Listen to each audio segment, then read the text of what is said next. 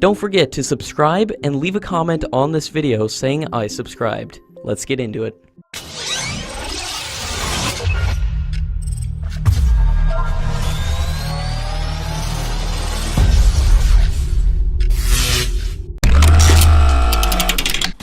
Within the next 5 months, the Tejas fighter jet will be carrying out a series of touch-and-go landings from INS Vikramaditya, and it is meant to demonstrate the ability of the aircraft to operate safely off the deck of the Indian aircraft carrier.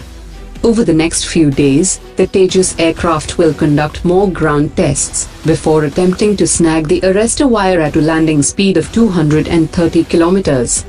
According to latest reports, 2 Tejas prototypes will begin the full-fledged flight tests from the deck of the aircraft carrier by the end of 2019, and this will involve landing of the aircraft, refueling and taking off.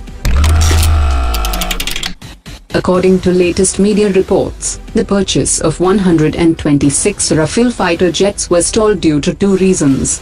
Dassault Aviation was unwilling to take the responsibility for the quality control of aircraft produced by Hindustan Aeronautics, due to reservations about the ability of Hindustan Aeronautics to accommodate the complex manufacturing technology. Also, the production man-hours indicated by HAL was 2.7 times more, which would greatly increase the cost and upset the calculations that had led to the initial choice of the lowest bidder. And in view of the urgent need of fighter jets for the Indian Air Force, it was decided to go for a government-to-government deal for the purchase of 36 Rafale fighter jets.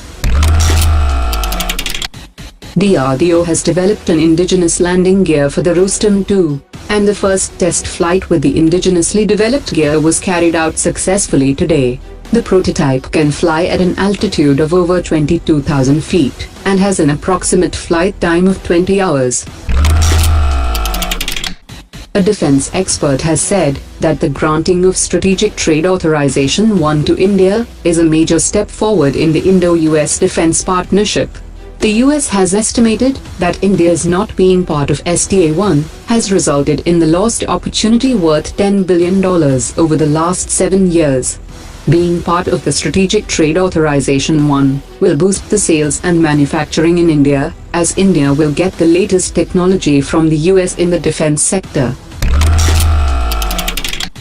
Lockheed Martin has said that it is cooperating with the Indian Ministry of Defense to discharge the defense offset obligations that are linked to the sale of C-130J aircraft to the Indian Air Force. If Lockheed and Ministry of Defense doesn't reach an agreement on the offset proposal, then the US company could face larger penalties. A Lockheed Martin spokesperson has confirmed that the offset package under discussion was linked to the sale of a second batch of 6 C-130J aircraft that was announced in 2013. The Aero India 2019 may not be held in Bengaluru, and according to sources, the Ministry of Defense is in the process of shifting the 12th edition of the Military and Commercial Air Show to a new venue, at Aero Air Force Station in Lucknow. The military airport is currently under the Central Air Command, and is likely to host India's biggest biennial air show and aviation exhibition. Earlier today, Goa Shipyard Limited has laid the keel of the 3rd Coast Guard offshore patrol vessel for the Indian Coast Guard.